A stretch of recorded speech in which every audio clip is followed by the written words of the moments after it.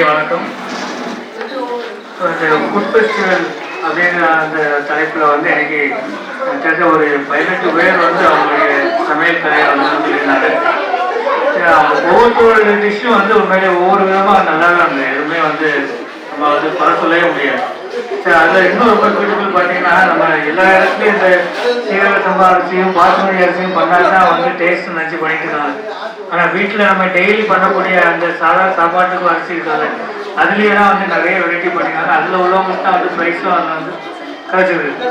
அதேமாதிரி நம்ம வந்து சமையலை பொறுத்தவரை பார்த்தீங்கன்னா ஒரே ஒரு விஷயம்தான், கைப்பக்குவம்னு சொல்கிறாங்களா, அது கைப்பக்குவம்னு சொல்கிறத விட இன்னொரு ரொம்ப முக்கியமான விஷயம் வந்து அந்த மனசோடு வந்து செய்யணும்.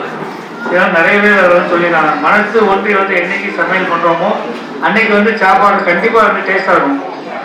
கைப்பக்குவம்னு சொல்கிறதும் சரி, மற்றபடி இந்த வெரைட்டிஸ் நம்ம சேர்க்குற இன்க்ரீடியன்ஸும் சரி, அது வந்து அந்த சுவையை வந்து கொடுக்காது.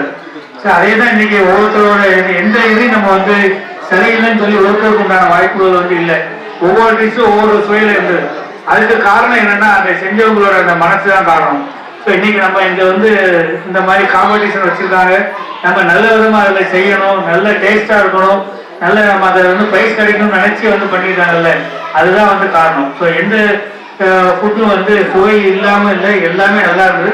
ஸோ அந்த ஃபர்ஸ்ட் செகண்ட் 3 வந்து எதனால் கொடுக்கணும்னா அந்த இத்தனை சுவைகளையும் வந்து அந்த வேறுபாடு இருக்குல்ல, ஒன்று அந்த வேறுபாட்டுக்கு தான் வந்து first prize, second prize, third prize வருது.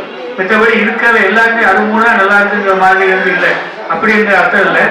இருக்கிற இதில் அந்த 18 எது வெரைட்டியாக இருக்குது, அந்த 18 எது கொஞ்சம் வித்தியாசமாக இருக்குங்கிற பார்த்து தான் கொடுத்துருக்காங்க. தவிர சுவை எல்லாம் பண்ணது எல்லாம் ஒரே மாதிரி தான் நல்லா இருந்தது.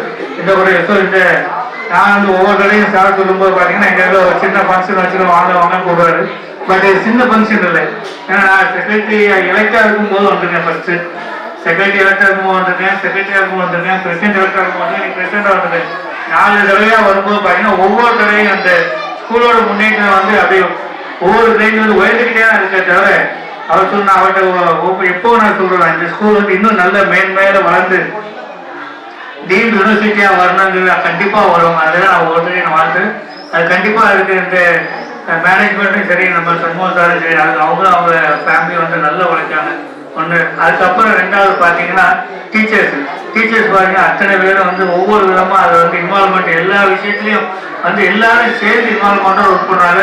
அதோட ரிசல்ட் வந்து போன தடவை ஒவ்வொருத்தரும் ப்ரைஸ் வாங்கின ஸ்டூடெண்ட்ஸ் வந்து தெரியுது.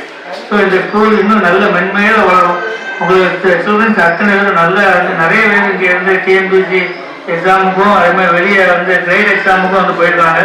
போன தடவை ஒரு சீஃப் கெஸ்ட் ஒருத்தர் வந்து வந்திருந்தாரு. நம்ம இதில் பாஸ் பண்ணி போயிருந்த பழைய மாணவர்கள், நம்ம இங்கே உள்ள மாணவர்கள். அதே மாதிரி இன்னொன்று இதோட சேர்ந்து பார்த்தீங்கன்னா இது ஆரம்பிச்சது வந்து அவங்களோட ஃபாதரோட அந்த உழைப்பில் ஆரம்பித்து இன்னைக்கு இவங்க தலைமுறை வரைக்கும் இன்னும் அத்தனை தலைமுறையும் வந்து நல்லா வரும் என்று வாழ்க்கை. நன்றி, வணக்கம்.